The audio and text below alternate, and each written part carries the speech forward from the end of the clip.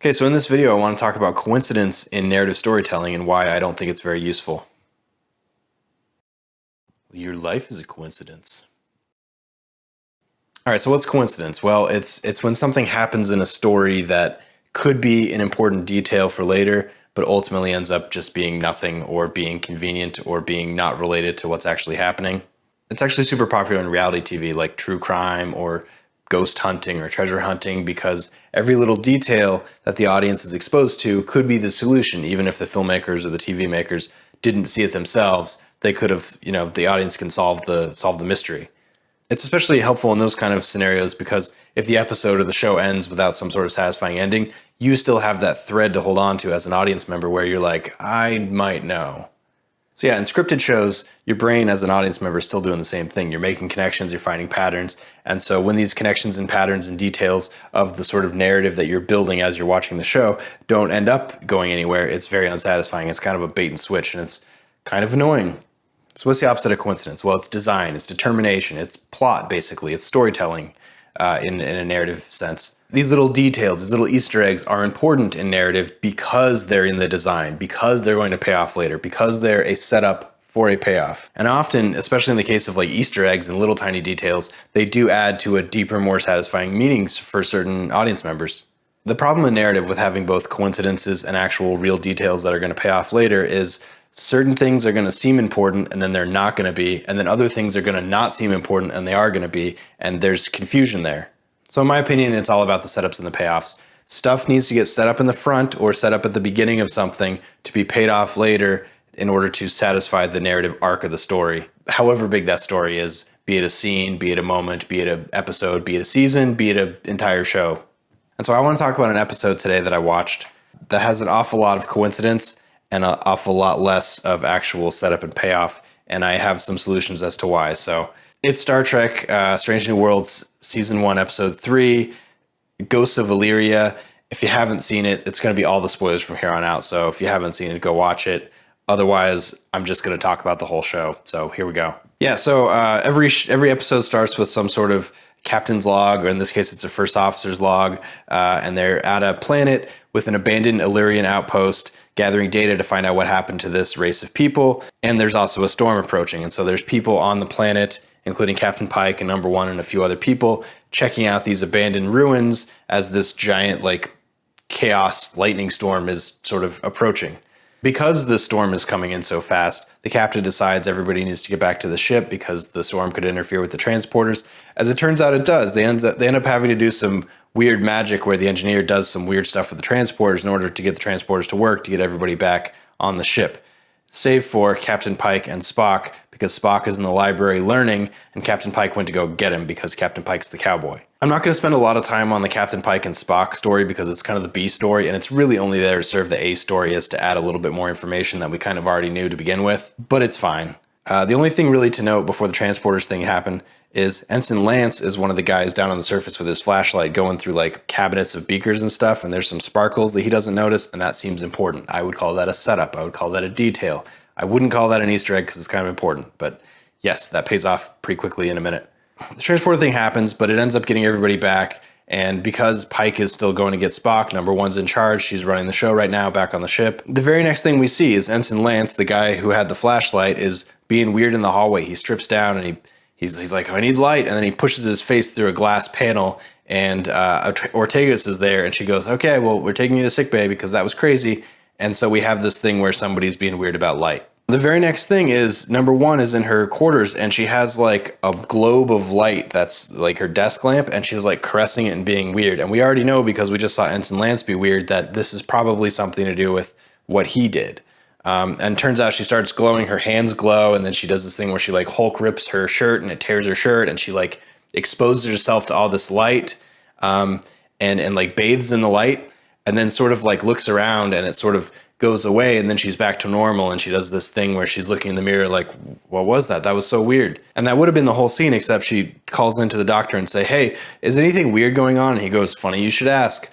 All these people that were down on the planet are being super weird about light right now. You should come and check it out, and also I should test you too. And she goes, yeah, let's go check it out. We figured out a bunch of people that were down on the planet are now obsessed with light, and the doctor goes, well, Number One, what about you? And she goes, nah, I'm good, I didn't get infected. He goes, well, I want to take a blood sample. And she goes, I don't know how I feel about that, but okay. And they go, okay, well, we have people getting infected by some sort of disease where they want to, act like moths to the flame. That's going to be a problem. There is mention in this scene that maybe the transporter's biofilters failed somehow because of how they networked all those things with engineering, because that's a thing. The transporters, they always talk about how the transporters filter out non-normal stuff. So you can't really get sick when you're going through a transporter. But the doctor basically says everybody gets low vitamin D levels and then they start freaking out. And number one goes, well, what about me? Because I wasn't sick, which we know is a lie. And he goes, no, you're good. And she goes, okay, makes sense. And so they have this, landing party infection theory. So they probably want to watch the landing party people because they don't know how they're getting infected. But it seems like they've all been infected by this point by some sort of weird disease that makes them want to do light stuff. Number one goes to talk with the engineer because he's the one that set up the transporter thing that was so weird, and talking about theories about how maybe the biofilters failed. And he talks about how that's not possible. And she goes, well, can you check it out? And he goes, yeah, you told me to, so I'm going to. And that's kind of the whole conversation they have. At this point, they try to transport Spock and Pike back onto the Enterprise, and the storm has kind of gone over them, and so they can't compete with the storm. And so they say, all right, you guys are on your own, go find shelter. And Spock goes, I know right where to go. Back to the library. And so we're back on the ship. Number one is in her office researching Illyrian stuff because, again, that's the planet they're on. They're on this planet of Illyrian colonists. And so she's asking the database about Illyrian stuff, and there's not a lot of information because they're not really part of the Federation. And so number one's friend, the security officer, comes in and they talk about how Illyrians are weird and how they're kind of banned from Starfleet basically for having genetic modifications, and how growing up, the security officer took a lot of racism and that kind of crap because she's a descendant of Khan, which is this really famous warlord who was biologically and genetically enhanced. I'm not even sure if that's canon, but I'm just going to hand wave it. I think this is the first time she's actually talked about the fact that she's a descendant of Khan, which is kind of a very scary character. And so we know that's probably why the security officer is so powerful and so strong, because she has the Khan DNA. That's kind of going to be an important thing.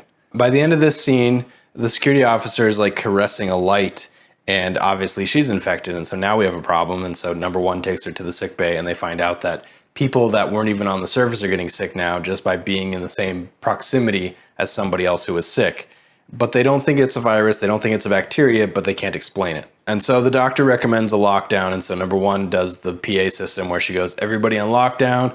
Meanwhile, Pike and Spock are B-storing up in the library waiting for the storm to go over them, and Spock is reading these sort of tube containers that have information in them, and he's talking about how this particular group of Illyrians tried to join Starfleet by genetically modifying themselves and having weird side effects, which obviously that has something to do with what they're dealing with. And before they can even really have that discussion, they hear a big howling and they look out at the storm, and these orange ghost things fly out of the storm, and that seems really weird. And they kind of banter about the fact that they don't really know what that was.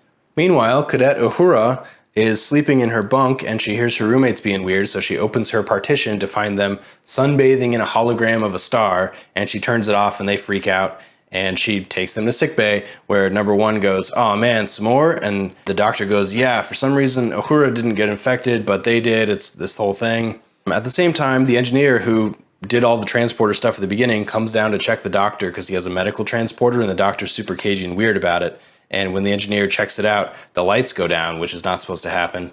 And he tells the engineer to leave, the engineer leaves, and then as soon as the engineer leaves, the doctor quietly, in a really sketchy way, turns the lights back on, and you find out he's hiding something and being evil.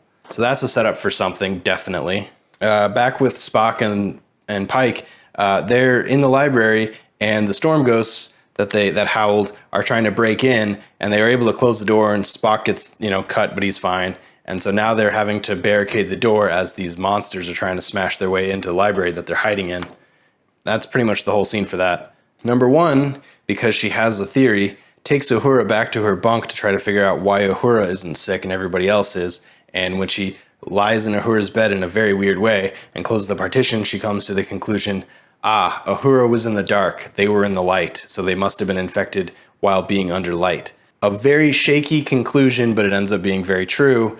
That also leads me to question why Uhura wouldn't then, when she stopped them when they were bathing in the sun, also get exposed, but it's neither here nor there because number one figured out that the way it's transmitting is through light, which is this whole fancy thing, and they try to explain it, and the more they try to explain it, the more, it's not worth explaining, to be honest.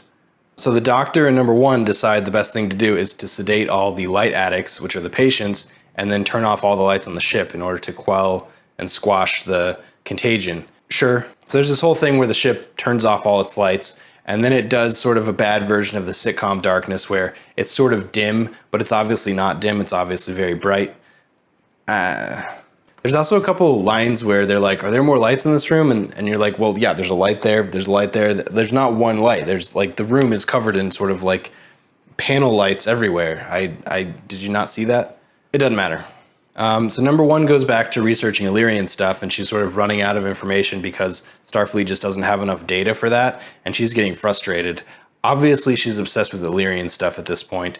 That seems to be clear. Before she can get to her conclusion, though, the computer lets her know that something weird is happening in one of the transporter rooms, and so she tells the computer to close her files so nobody can look at her Illyrian research, and she goes to the transporter to find the engineer trying to beam in part of the planet's core so he could bathe in the planet's core.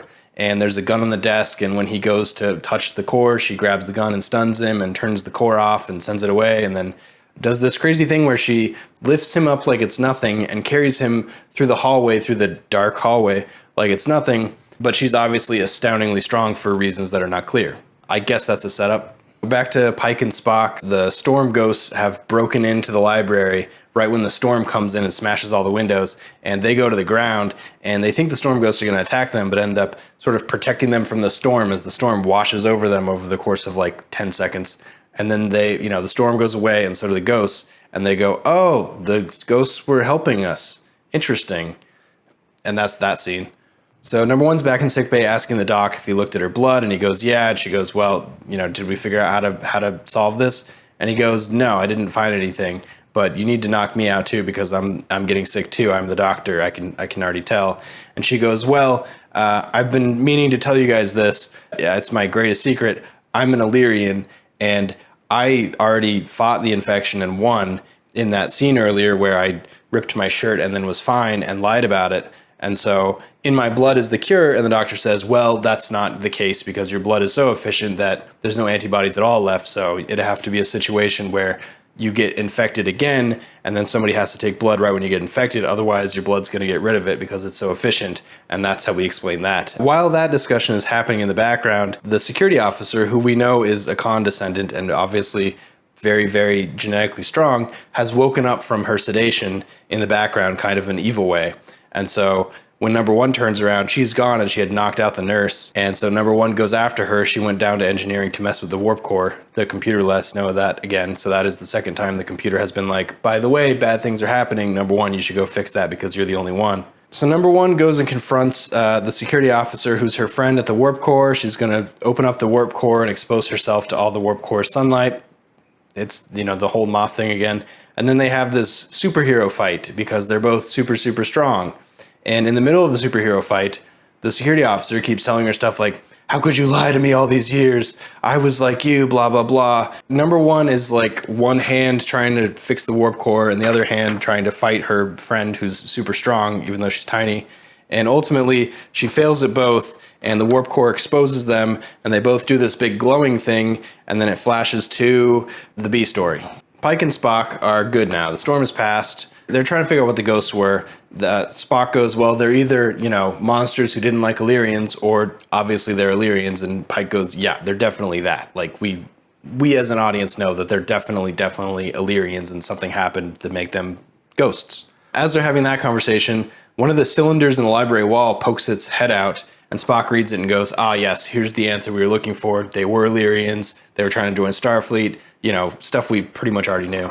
And then we have the doctor waking up, and number one is sort of smiling, standing over him, and he goes, what happened? And she goes, everything's fixed. We fixed it. The nurse fixed it. I got exposed when I was fighting my friend, the security officer, and my DNA somehow interacted with her DNA, and so we got blood from her, and we fixed it. We made a cure. The nurse did that, and so everybody's been injected, and we solved the whole pandemic thing. And he goes, oh, okay. And then she goes, now I have to go do something. And she goes and finds a security officer in, I think, 10 Forward, is that what it's still called? Where she's sad eating strawberries on her own, and she sits down and they sort of have a heart-to-heart where they forgive each other, and then they talk about how, it's hard, life is hard, that kind of thing.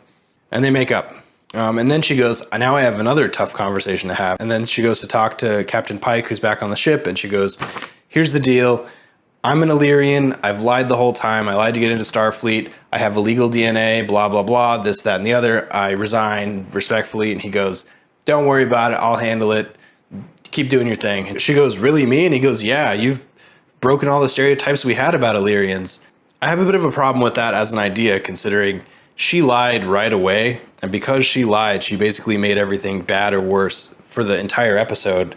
And then she's being congratulated for being brave in stuff that she pretty much made happen to the whole thing. It was like the whole thing was her fault, except for what will be the transporter reveal was not her fault. So yes, she was brave. So yes, she did stuff, and she, came to terms and admitted that she was Illyrian, but she also, lied right when it was important to not lie. Not perfect logic, in my opinion.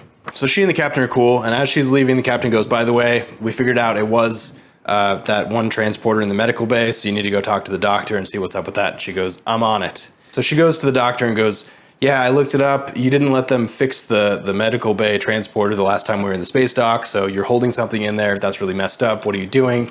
And he goes, yeah, my daughter's dying of a terminal disease, and I'm holding her in there so she doesn't die. And she goes, oh. And he goes, so I resign, I broke Starfleet's rules. I broke all these rules, the exact same beat that we just did. And she goes, it's fine. I'm not going to tell anyone. I'm actually going to make it good for you. Don't worry about it. Keep doing your thing. Have a good day. Which is exactly the same beat Pike just did to her. And then the last 1.5 scenes are she's doing her first officer's log to sum it up, because she was doing the captain's log / first officer's log in the very beginning. So now she's doing one at the end. And she finishes it, and then she deletes it because obviously she's an Illyrian and nobody can know. And then we just see the doctor talking to his daughter, like reading a book to his daughter, and it's really touching and sweet. That's the episode. So I think the big coincidence that kind of ruins the story is she's Illyrian, but they're also on a planet of Illyrians, and they're dealing with an infection that is Illyrian in nature, but nobody knows that she's Illyrian until she tells everybody she's Illyrian. So she's always been Illyrian, and there's sort of a hint at the very beginning when Pike goes, even you're unsettled, which I guess was the big tip of the hat to, yes, because I'm Illyrian and this is weird. But then it doesn't really come up until she ends up confessing that she's Illyrian. But again, she's not Illyrian from this planet. She's a different Illyrian. So it's just, it's too close to itself, if that makes sense. So setups and payoffs. I'm not going to really talk about Spock and Pike because they kind of have just the one thing happening the whole time. And it's very much just more information for us, basically. First setup. Ensign Lance is doing the thing with the flashlight in the cabinet. The payoff is, in a couple scenes later, he smashes his face through a window because he likes light, because he is infected. Did it work? Yes. Very good setup, very good payoff. Second payoff, the transporter is having problems, and the engineer has to do something in order to do something with the transporter, and it makes a whole thing happen. The payoff, did it work? I don't know, because it sort of happens after the plot ends, where she goes to yell at the doctor for having a weird transporter, but the story had already ended at that point, so who cares? Another one, setup. Number 1 is infected with this light disease. The payoff, it goes away. And I think in that very same scene where you see her react to it, I think the idea is she reacts to it and then her body just tolerates it and gets it out of her system, and she's immune to it, bing, bang, boom. I think that's what the message we were supposed to get was. I did not get that the first 2.5 times I watched it. Did it work? I don't know. I still kind of find it confusing. At the same time, number 1 lies about her infection because she's Illyrian, and that would be bad if she told everybody. The payoff is she admits in the halfway point that she's Illyrian to the doctor. Did it work? Well, the whole episode is about Illyrians, but not her Illyrians, a different kind of Illyrians. And then there's also this conversation about genetic modification that she has with her friend who was also genetically modified. So I'd say coincidence, muddled, confusing, imperfect. Another setup. Security officer talks about being genetically modified and a descendant of Khan. The big payoff is the big fight in engineering where she's fighting her friend who she discovered is Illyrian, and they're both basically superheroes. And she's yelling at her for being genetically modified and lying about it all this time. Did it work? Kinda. Yeah, I don't know. It has a resolution scene, so I liked that, but I don't know. Setup. The doctor is cagey about his transporter, and we find out in the payoff, when he's confronted, he has a daughter who's dying of a terminal disease, and that's the reason he did that. Did it work? Yeah, but it's basically the same beat as, number one revealing she's Illyrian. It's kind of the same everything, really. Another setup. Number one has this blood sample problem because her blood is so efficient that she's not going to be able to give them a good blood sample, even though she has the cure. The payoff is she has the superhero fight with the security officer, and she gives her chimeric antibodies. Is that a thing? I mean, sure, sci-fi magic, but okay. Did it work? It's really convenient and sort of directly connected to the fact that the security officer, has con DNA in her, so she's already, super pumped up and may have had that happen to her anyway. But more importantly, she also is the one who, because she has the super DNA, when she gets sedated, she wakes up in like a horror movie style and tries to open the warp core because she's the only one awake and she's super powerful. So did that work? Well, it only really makes sense because they talk about the fact that she's a descendant of Khan and all of what that means, kind of. The big final setup is, number one, lying and being weird and just running around the ship being, sketchy. And then the payoff is her captain commends her for her bravery, dedication, and pushing against stereotypes. I guess unaware that she was just being sketchy for the entire time he was, hiding out on the planet with Spock. So did it work? I don't think so because of how she behaved. I think it's actually the opposite in that case. Yeah, so a lot of convenience. The security officer both talking about the fact that she's a descendant of Khan and the whole idea of genetic modification. It almost seems like it was going to be her story because there's nothing to indicate that number one was anything other than just a regular woman. And then the other big convenient thing is every time sort of the scene feels like it's about to end, the computer or somebody calls number one to go do something else because something crazy is happening. She gets pulled out of the doctor's bay like 4 times. How do you fix coincidence and actually make it intentional? It has to start at the beginning. It has to start with stuff being set up in the beginning. Bad pitch. Number one is super weird when they're on the planet about Illyrians because she has some sort of stated history with them or something else to indicate that she has something to do with Illyrians and she has a problem with it because everybody needs to understand that she's on the same side as the Starfleet about it. The second assumption is, well, she doesn't have a history with it. She just is one. That's going to be the reveal because we already know that. Another way to fix it, it's just too convenient that she's Illyrian, but she's not the Illyrians that they're studying, but it's an Illyrian disease. It's too similar. So there needs to be, I guess, 2 separate alien races. So if she needs to be Illyrian, the Illyrians need to be a different race. Or I think it's actually more convenient to have the Illyrians be who they are and her be just human and have the security officer be a descendant of Khan because she has a similar sort of outlook and situation as the Illyrians. And it's pretty reasonable to expect that because she has the Khan DNA in her, she would have the same sort of reactions as the Illyrians would have had. So yeah, now that I think about it, it could have very well been the security officer's story instead of number one's story, except this was a number one story. Yeah, so just too many coincidences. The setups need to have satisfying payoffs. I don't really care about the saying true to the logic of the science and the sci-fi of it, but I do care about the internal logic of the story and the internal justifications for what everybody's doing, specifically emotional choices.